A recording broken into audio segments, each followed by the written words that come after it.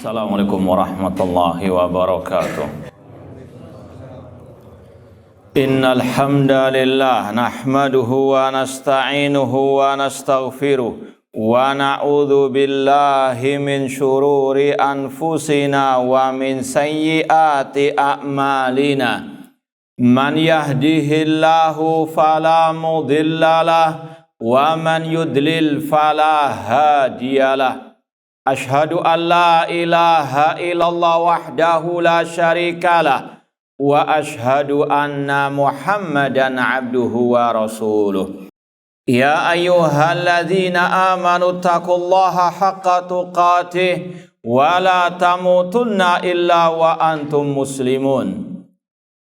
Ya ayyuhan nasu taqu rabbakumul ladzi khalaqakum min nafsin wahidah wa khalaqa minha zawjaha wa batha minhuma rijalan katsiran wa nisaa wattaqullaha alladzi tasaaluna bihi wal arham innallaha kana 'alaikum raqiba.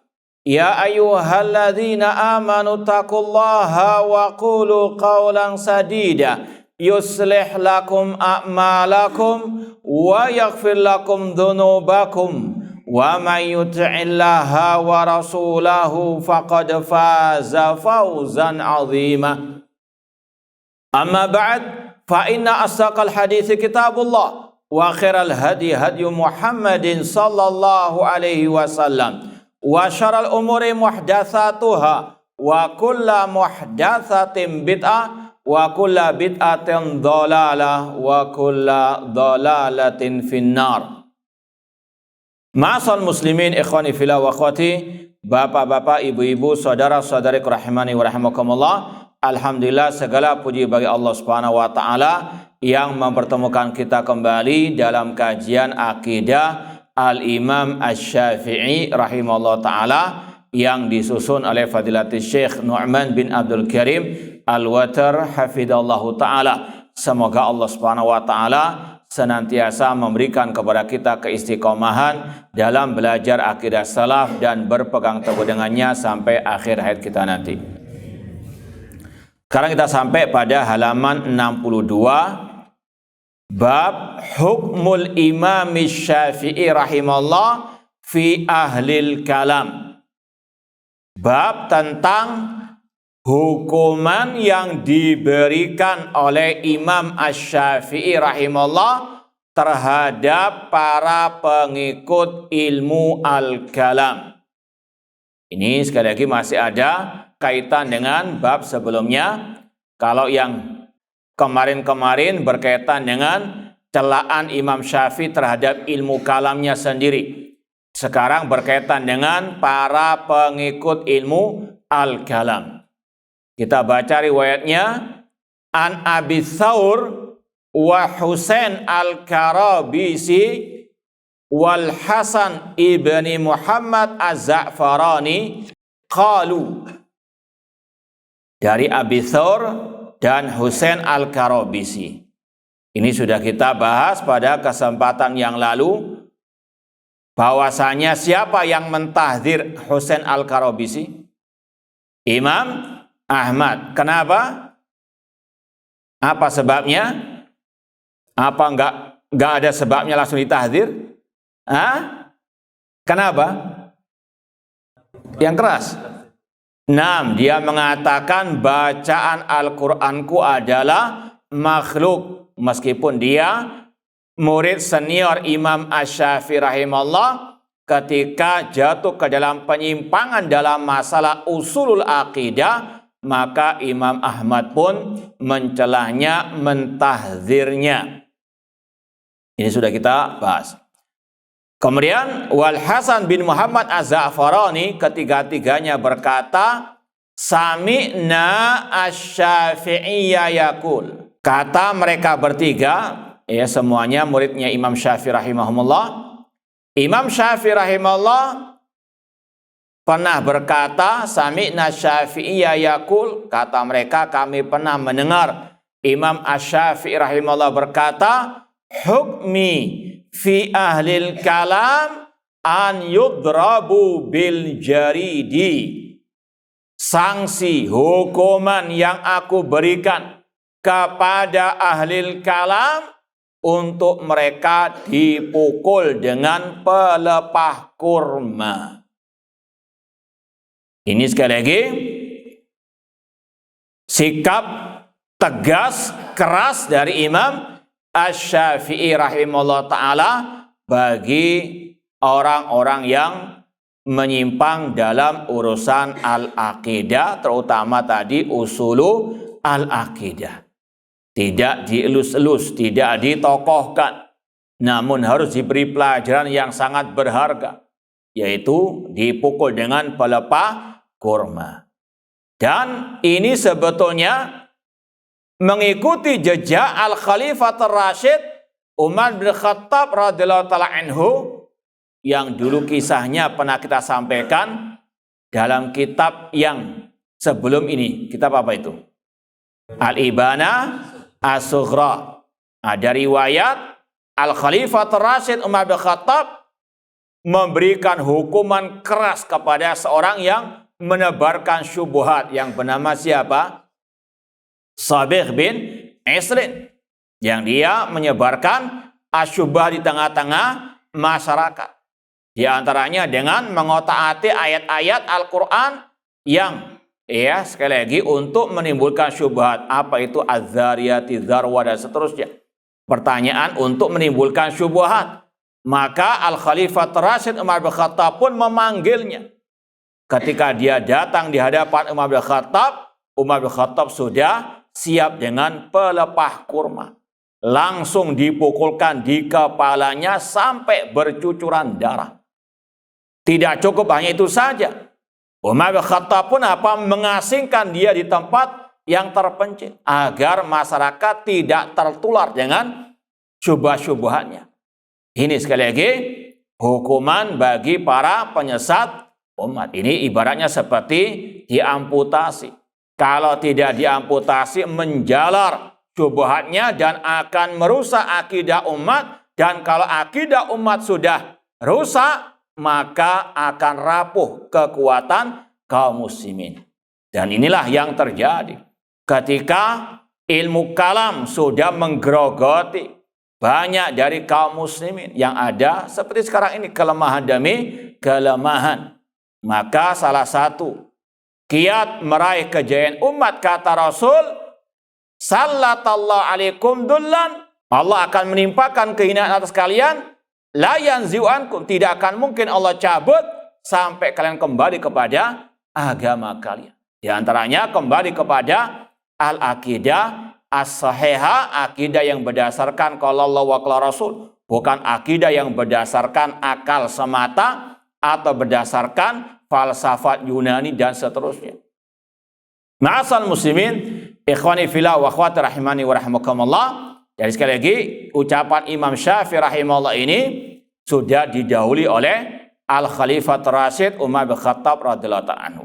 Adapun Imam Syafi'i di sini beliau hanya sekedar berfatwa karena beliau tidak punya apa?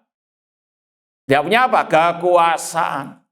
Karena yang berhak memberikan hukuman fisik tadi adalah pemimpin pemerintah kaum muslimin. Adapun ulama hanya mereka menjelaskan hukumnya, mereka berfatwa, mereka menvonis.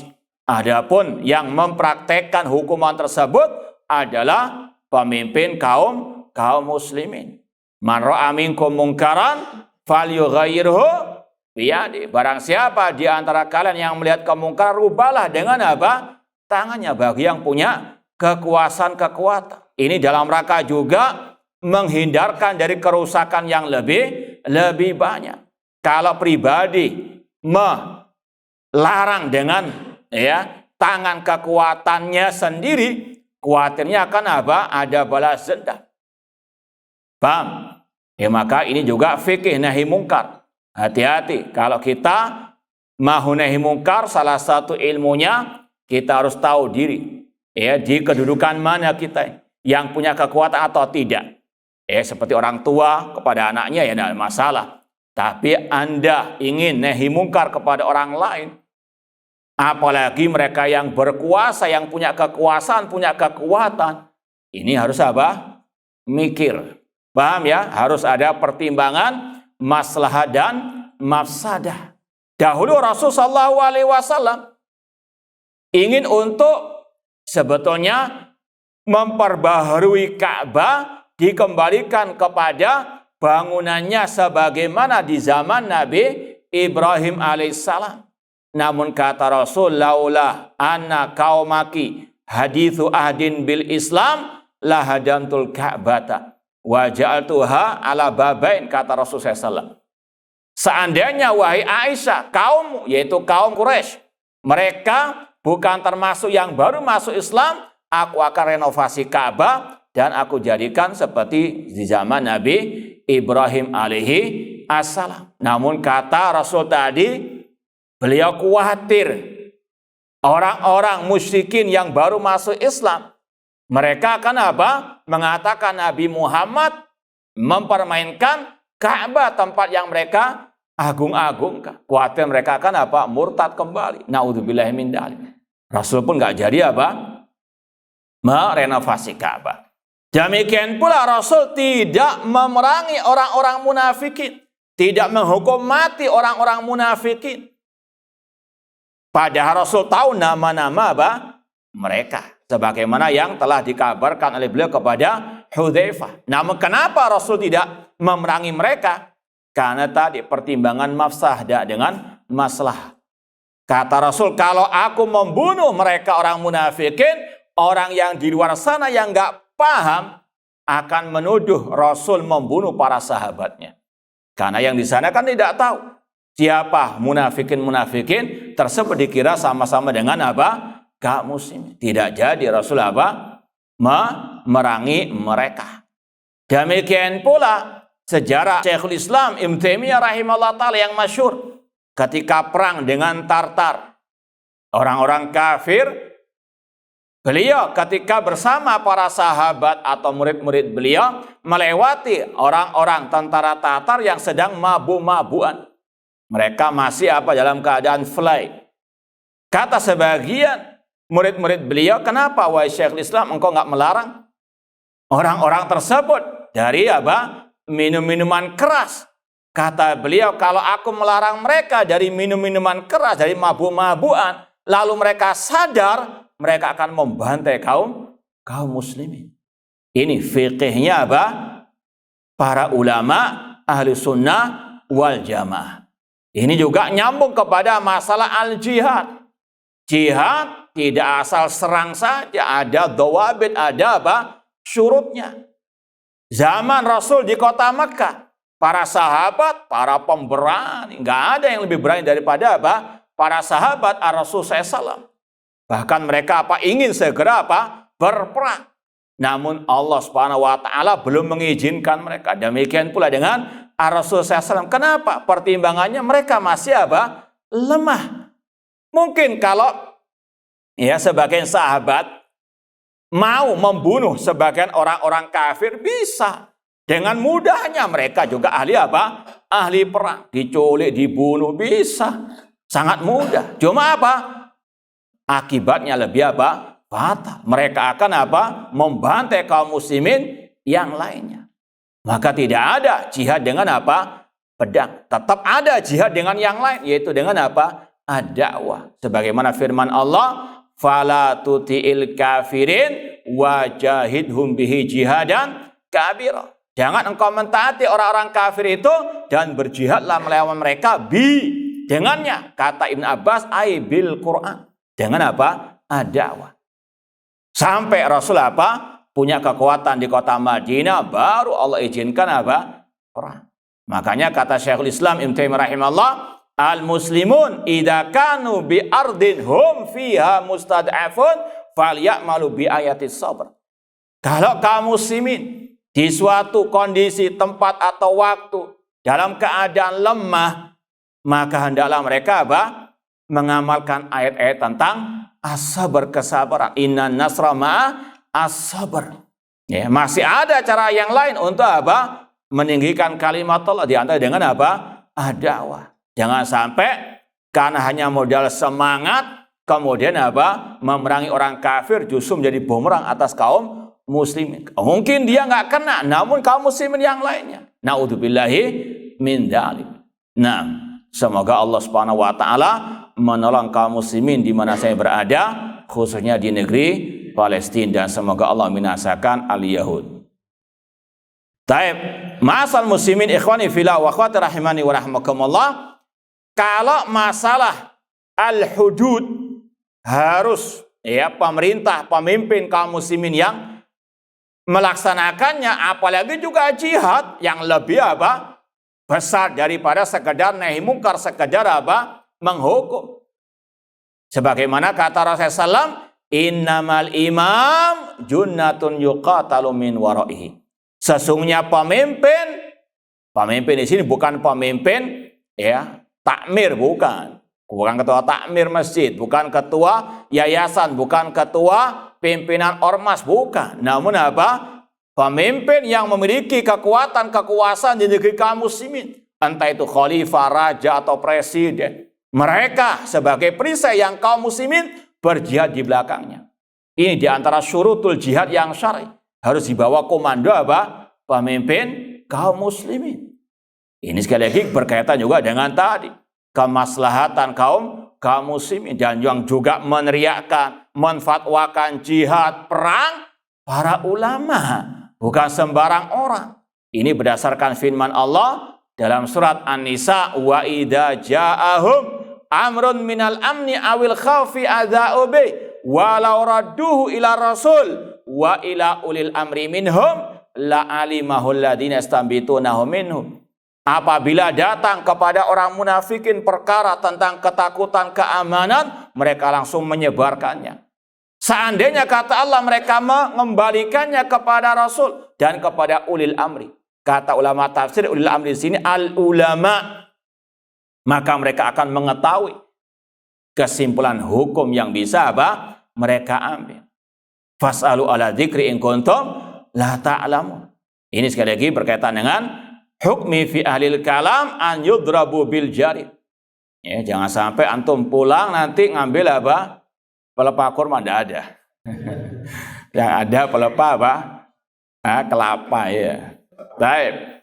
An yudrabu bil jarid. Namun intinya di sini bagaimana ulama ahlu sunnah, ulama salaf tegas keras kepada ilmu kalam dan ahlil kalam. Mereka sangat amat membenci ilmu kalam dan ahli kalam. Itu yang paling inti, harus ada al-bara, berlepas daripada mereka. Adapun masalah memberikan hukuman, ini sekali lagi kembali kepada ulil amri, dan ini yang sudah kita contohkan tadi, Umar bin Khattab radhiyallahu anhu. Bahkan lebih dari itu, bukan hanya dipukul dengan pelepah kurma, dipukul dengan pedang, sebagaimana kisah tokohnya ahlil kalam yang bernama siapa? Yang dibunuh, yang dihukum mati?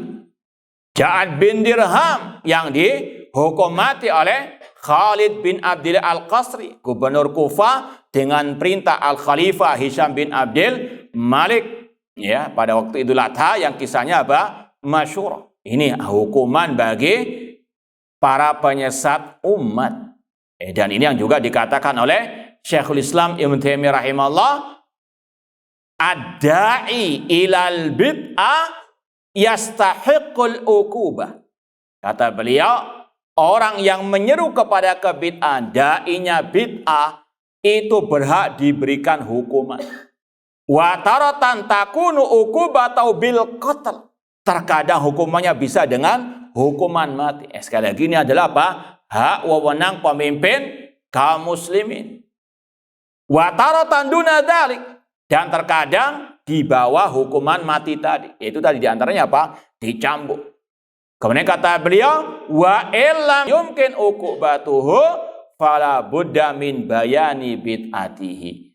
Namun kalau tidak bisa mereka dihukum, karena kita apa? Nggak punya hukum seperti itu misalnya, maka kata beliau minimal menjelaskan tentang kebid'ahannya. Ini mar'a minkum mungkaran falyughayyiru biyadi, bagi penguasa dengan kekuatan, dengan tangannya. Namun kalau tidak punya kekuasaan, masih ada nahi mungkar yang berikutnya, yaitu apa? menjelaskan dengan alisan atau dengan tulisan. Dan kata beliau, fahada min jumlatil amri bil ma'ruf wan nahyi anil munkar alladzi amrallahu bi wa rasuluh. Dan ini bagian daripada amar ma'ruf nahi munkar. Jadi amar ma'ruf nahi munkar bukan hanya masalah maksiat saja, bahkan lebih dari itu masalah apa? Al-bidah, dengan membantah mereka lewat lisan ataupun tulisan. Kemudian kata Imam Syafi'i rahimahullah, wa yuhmalu 'alal ibil, dan mereka dinaikkan di atas unta, dikarak di atas unta. Kalau sekarang mungkin tidak ada ya unta nih, ya kan? Mungkin pakai odong-odong aja. Baik, wa yuhmalu 'alal ibili wa yutafu bihim fil qabaili wal asyair, dikelilingkan di karak di kabilah-kabilah di kampung-kampung. Wa yuqal, dan dikatakan hadza jazaa'u man tarakal kitaba wa sunnah wa aqbala 'alal kalam.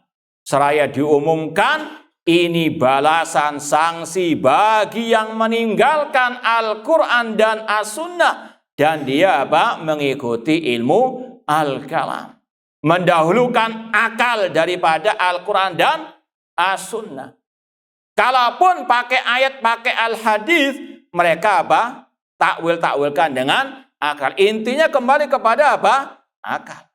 Ini kita sampaikan karena ada yang mentakwil. Oh, yang dimaksud Imam Syafi'i itu yang nggak mau Al-Quran dan Sunnah sama sekali.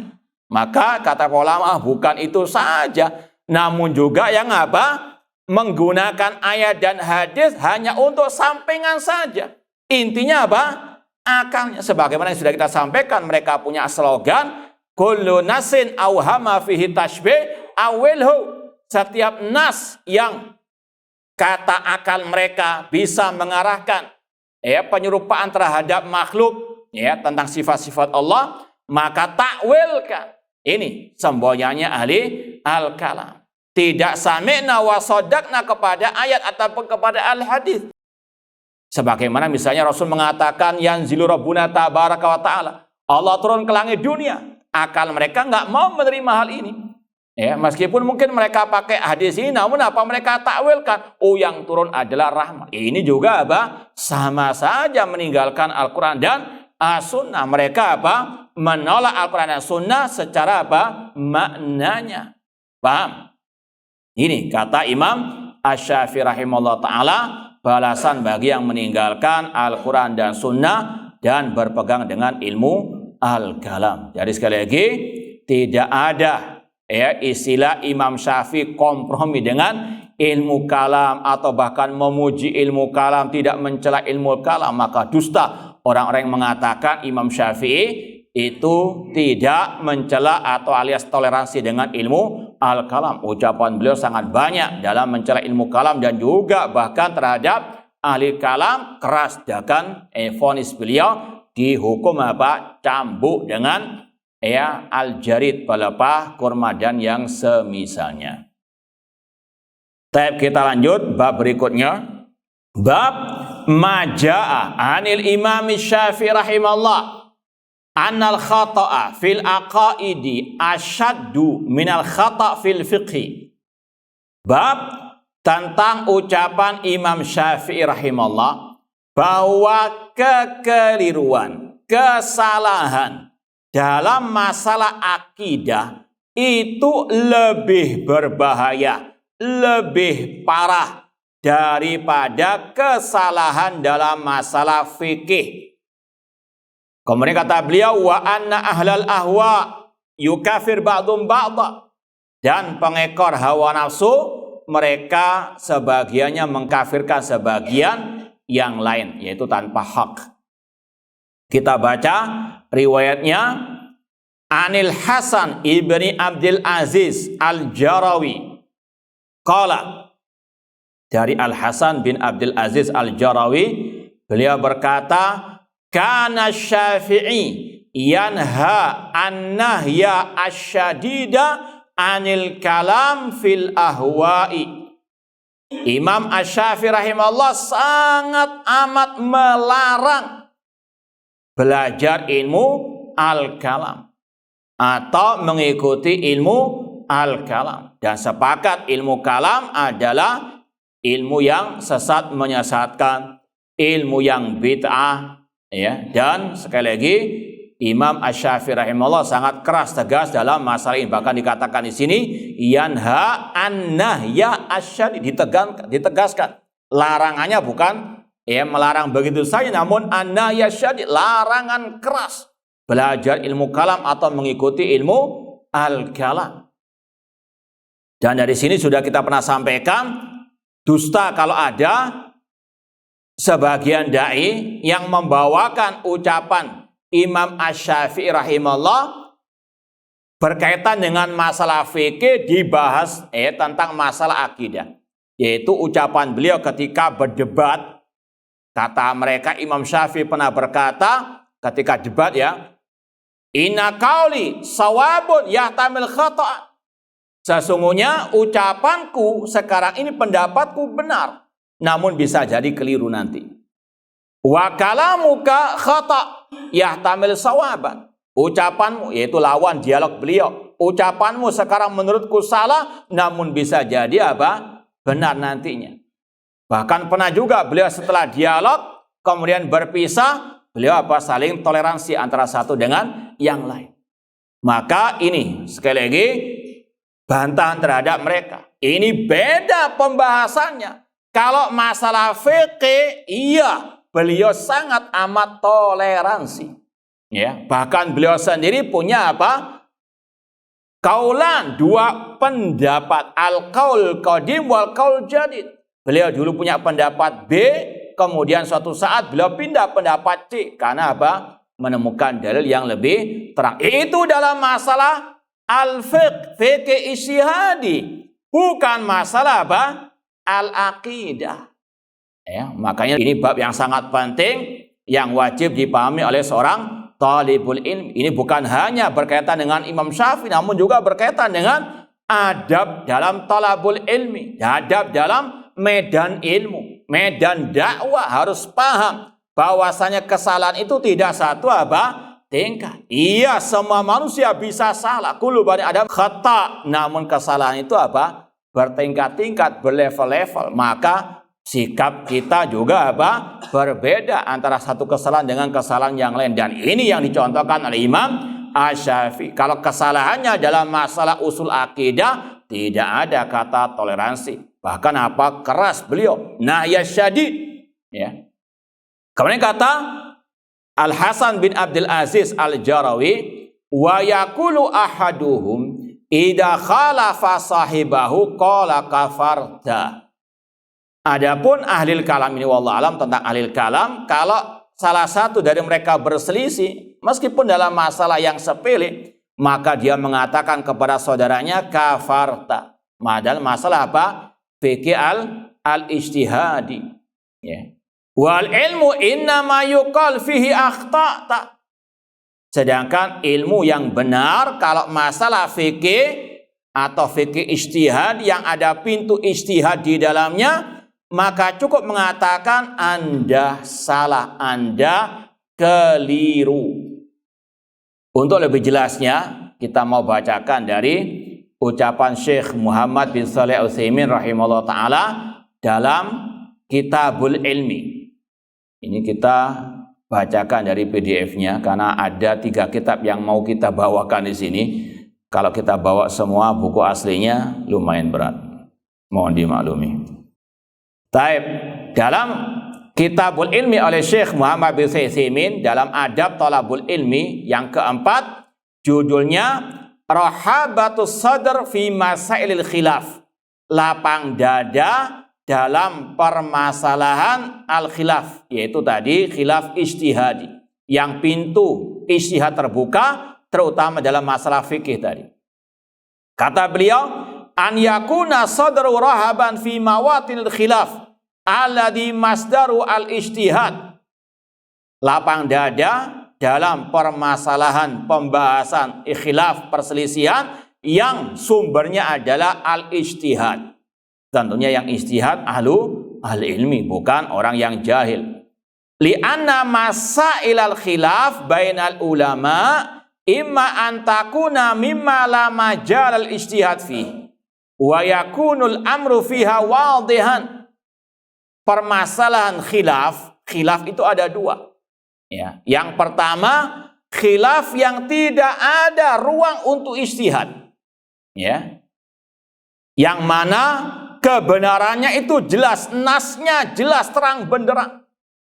Kata beliau, fahadhihi la yu'dzar ahadun bi mukhalafatiha. Dalam seperti ini tidak boleh ada udzur, tidak ada toleransi bagi seorang pun ketika menyelisihi kebenaran yang terang benderang tersebut. Dan nanti akan disampaikan itu berkaitan dengan akidah. Adapun yang kedua, khilaf imma antakuna mimma lil ijtihad fiha majal. Masih ada ruang untuk berijtihad. Fahadi yudar fiha man khalafaha. Maka di sini ada ruang untuk apa? Memberikan uzur, toleransi. Wala yakunu qauluka hujjah ala man khalafaka fiha. Ucapanmu bukan termasuk hujjah atasnya dalam masalah fikih ijtihad ini. Li'annana law qabilna dzalik laqulna bil akas qaulu hujjatun alaik. Kalau ucapanmu dalam masalah khilaf ijtihadi ini adalah hujjah baginya, maka sebaliknya ucapan orang itu juga hujjah atasmu. Ini tidak benar. Artinya sekali lagi saya ulangi, permasalahan perbedaan pendapat, perselisihan ada dua. Ada yang bisa ditoleransi, yaitu dalam masalah yang ada pintu ijtihad terbuka di dalamnya. Dan yang kedua, permasalahan yang tidak ada toleransi, tidak ada udzur bagi yang menyelisih kebenaran. Kata beliau ditegaskan lagi, wa ana uridu bihadza ma lirra'yi fihi majal. Yang aku maksud dengan pintu ijtihad terbuka di dalamnya yang ada toleransi, yang masih ada ya pintu untuk berpendapat itu terbuka. Wa yasaul insan fihi khilaf. Maka ruang khilaf terbuka bagi para ulama atau bagi para penuntut ilmu. Amma, ini yang intinya, amma man khalafa tariqas salaf kama sailil aqidah fahadhihi la yuqbal min ahadin mukhalafatu ma kana alaihi salafus salih. Adapun yang menyelisihi jalan salaf seperti dalam masalah akidah, maka tidak diterima dari seorang pun penyelisihannya terhadap ajaran para as-salafus salih. Maka sekali lagi bedakan antara perbedaan, penyimpangan, perselisihan, perbedaan antara masalah fikih ijtihad dengan masalah apa? Akidah. Tepatnya kalau kita mau katakan usul akidah, prinsip apa? Akidah. Ya, maka tidak ada toleransi. Maka salah kalau ada yang luar biasa kerasnya dalam urusan perbedaan pendapat masalah fikih ijtihadi, ya, caci makian masalah ya fikih ijtihadi tersebut, namun dalam masalah akidah melempam, dalam masalah penyimpangan akidah sumun bukmun naudzubillahi min dzalik. Ini keliru. Justru yang kata Syekh Utsaimin, tidak ada toleransi dalam masalah apa? Al-aqidah. Ini adab thalibu al-ilmi. Baik. Kita lanjutkan sedikit ucapan Imam Syafi'i dalam bab ini. Nanti akan kita baca lagi yang lain dari ucapan para ulama. Wa an Muhammad ibni Abdullah ibni Abdul Hakam qala li asy-Syafi'i. Dari Muhammad bin Abdullah bin Abdul Hakam, beliau berkata, qala li asy-Syafi'i, berkata kepadaku Imam Syafi'i rahimahullah, ya Muhammad, in sa'alaka rajulun an syai'in minal kalam fala tujibhu. Wahai Muhammad, yaitu bin Abdullah bin Abdul Hakam, wahai Muhammad, kata Imam Syafi'i, jika ada seseorang bertanya kepadamu tentang sesuatu dari ilmu kalam, jangan dijawab. Karena itu mengandung apa? Asyubuhat. Fa innahu in sa'alaka an diyatin. Namun kalau dia bertanya kepadamu tentang masalah diyat itu denda, terutama pada waktu al-qisas, ya, orang yang membunuh mukmin dengan sengaja, maka hukumannya apa? Diqisas, kecuali kalau ya keluarga korban menggantinya dengan apa? Hadiah, denda. Ya, ini tergantung nanti walil amr. Kemudian engkau mengatakan dirhaman, diatnya adalah dirhaman. Au daniqan, daniqan itu 1/6 dirham. Qala laka akhta'ta, maka dia berkata ketika engkau sudah jawab, engkau salah. Wa in sa'alaka an syai'in minal kalam fazalata qala kafarta.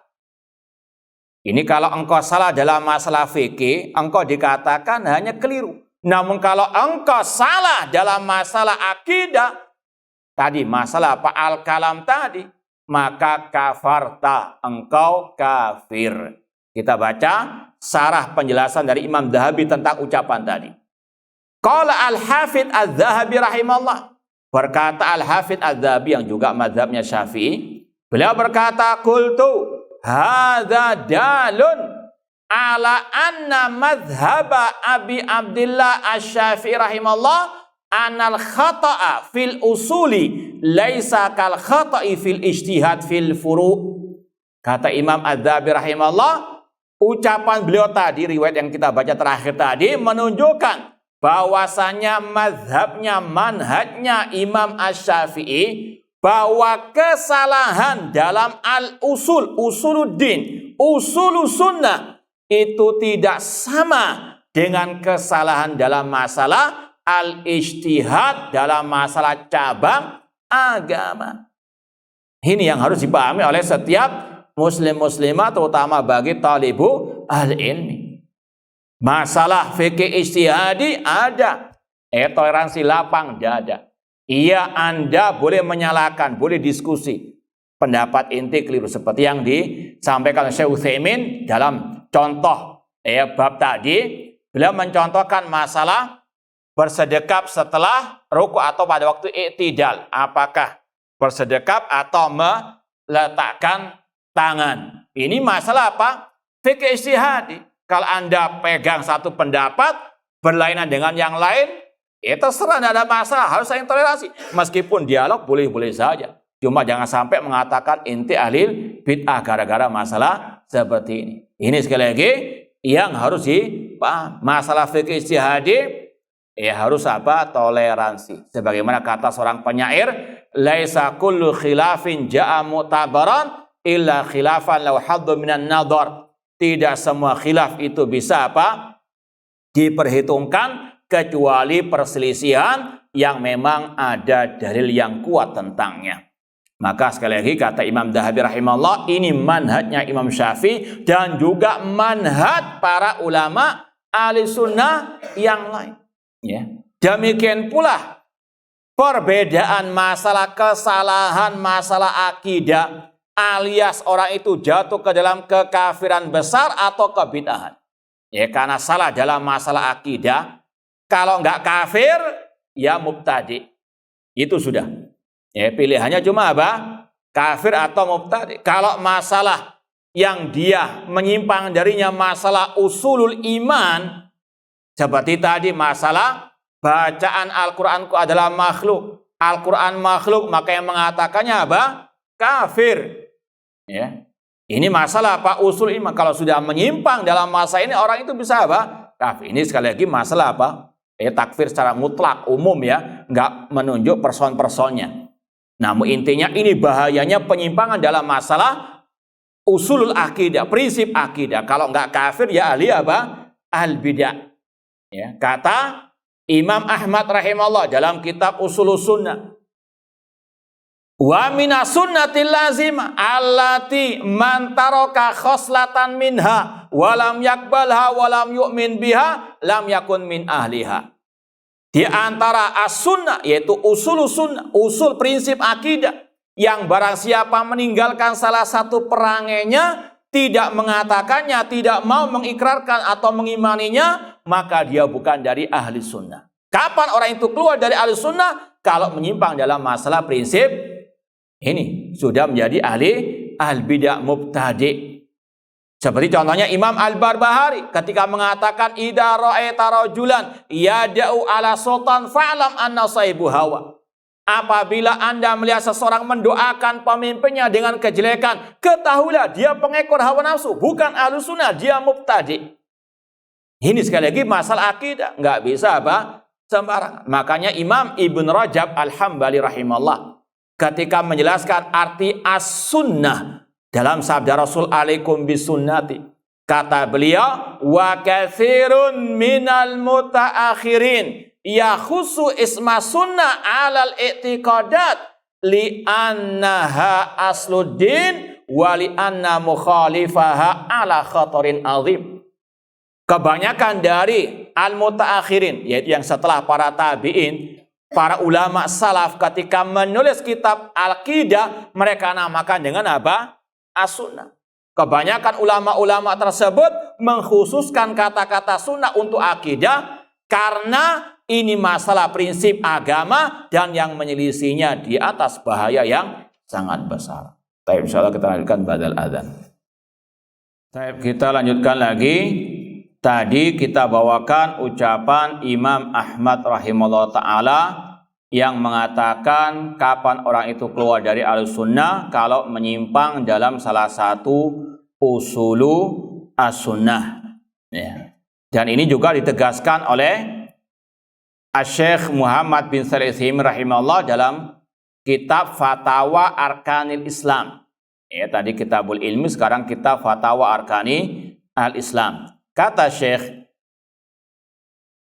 wa naqsu fi janibit tauhid rubama yukhriju anil firqatin najiyah mislu al-ikhlal bil ikhlas. Kekeliruan dalam masalah tauhid ini yang mengeluarkan seseorang dari al-firqatin najiyah, dari al-sunnah wal jamaah, seperti dalam pembahasan al-ikhlas atau masalah at-tauhid.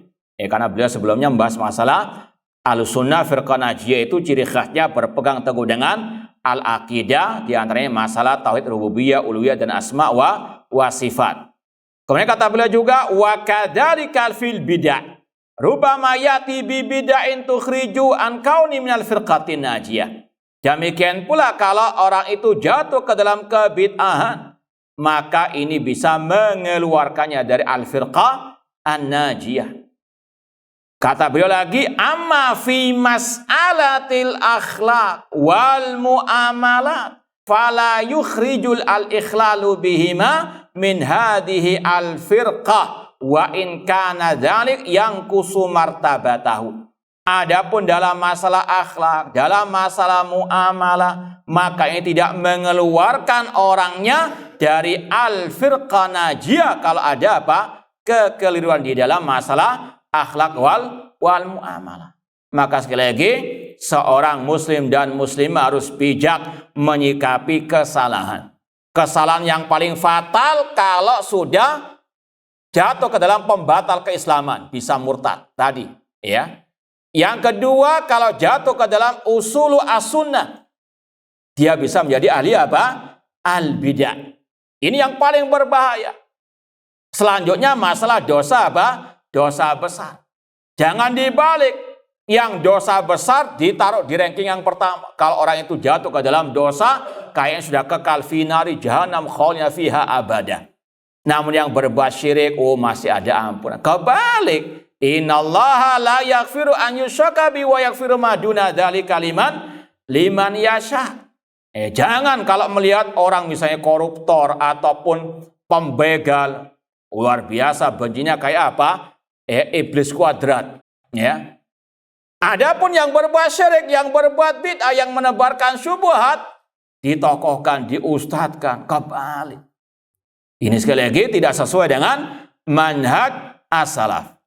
Kita mau bacakan lagi dari ucapan Imam Al-Barbahari rahimahullah dalam kitab beliau Syarhus Sunnah yang alhamdulillah sudah pernah kita khatamkan. Kata Imam Al-Barbahari rahimahullah, wa idza ra'aitar rajula min ahli sunnah radi'at tariq wal madhhab fasiqan fajiran sahiba ma'asi dalan wa huwa ala sunnah fashabhu. Kata beliau, apabila engkau melihat seseorang dari ahli sunnah, dia jelek akhlaknya, perangainya, bahkan fasik, fajir, pelaku maksiat, dia tersesat dalam masalah maksiat tadi, namun dia tetap di atas sunnah. Di atas apa? Akidah ahli sunnah. Artinya apa? Kemaksiatan tidak mengeluarkan orang itu dari ahli sunnah meskipun kurang imannya. Ya, sekali lagi ini adalah manhaj ahli sunnah. Membedakan antara mana pelaku bid'ah dengan pelaku apa? Maksiat. Pelaku maksiat dia bisa tetap di atas ahli sunnah selama di atas akidah ahli sunnah. Meskipun sekali lagi dia berdosa. Namun lebih baik daripada yang jatuh ke dalam kebid'ahan. Kata beliau, kalau engkau melihat seseorang tadi dari ahli sunnah meskipun dia fasik, boleh engkau berteman dengannya, bersahabat dengannya. Wajlis ma'hu, duduk bersamanya, tidak ada masalah. Fa innahu laisa yadurruka ma'siyatu, karena tidak akan memadaratkan maksiatnya kepadamu. Wa idza ra'aita rajula mujtahidan fil ibadah mutakasyifan muhtariqan, apabila Anda melihat seseorang dia tekun rajin ibadah, dia luar biasa zuhudnya terhadap dunia, namun dia sahibu hawa, pengekor hawa nafsu alias ahli bidah, fala tujalisu, jangan duduk bersamanya. Wala taq'ud mahu, jangan duduk bersamanya. Wala tasma' kalamah, jangan mendengarkan ucapannya. Wala tamshimah, jangan berjalan bersamanya fi tariq. Fa inilah amanu antastahliya tariqatah, karena aku khawatir engkau akan apa? Ikut ajarannya ataupun manhajnya. Fatahlik ma'ahu, engkau akan binasa bersamanya. Tidak cukup hanya itu saja. Beliau menukil riwayat dari ulama salaf yang bernama Yunus bin Ubaid. Wa ra'a Yunus ibnu Ubaid ibnahu waqad kharaja min indi sahibi hawa. Yunus bin Ubaid pernah melihat putranya keluar dari rumah ahli bid'ah, tepatnya Amr bin Ubaid, pendiri ilmu kalam, ya, tokohnya ilmu kalam di zaman itu. Faqala, maka sang ulama yang bernama Yunus bin Ubaid, ya bunayya min aina jita, wahai putraku, dari mana engkau datang? Qala min indi fulan, aku dari rumah si fulan, yaitu Amr bin Ubaid. Qala, maka sang ayah berkata, berwasiat, ya bunayya li an araka kharajta min baiti khunsa ahabbu ilayya min an araka takhruj min baiti fulan wa fulan. Wahai putraku, aku lebih baik melihatmu keluar dari rumahnya, ya mungkin orang bencong atau homoseksual, itu lebih aku cintai, lebih aku sukai daripada engkau keluar dari rumahnya fulan dan fulan dari ahli bid'ah. Kemudian kata beliau lagi, wali antal kallaha ya bunayya zanian fasiqan sariqan khainan ahabbu ilayya min antalqa biqauli fulan wa fulan. Wahai putraku, lebih baik engkau berjumpa dengan Allah dalam keadaan berzina, fasik, mencuri, khain, berkhianat, daripada engkau berjumpa dengan Allah dengan membawa ucapan ahli al-bidah. Ini sekali lagi manhaj as-salaf, bahwasanya al-bid'ah ahabbu ila iblis minal maksiat. Jangan orang yang salah dalam masalah mungkin tadi amanah atau masalah akhlak, dibencinya kayak apa? Iblis. Sedangkan apa? Yang menyebarkan syubhat disayang-sayang. Na'udzubillahi min dzalik. Ini keliru, tidak sesuai dengan manhaj as-salaf. Meskipun dua-duanya salah, namun semua ada apa? Derajat ataupun levelnya. Dan ini juga berkaitan dengan sikap al-wala wal bara. Wallahu ta'ala alam, kurang lebihnya mohon maaf. Wa jazakumullahu khairan perhatiannya. Aku qouli hada wa akhiru da'wana anil hamdulillahi rabbil alamin. Wassalamualaikum warahmatullahi wabarakatuh.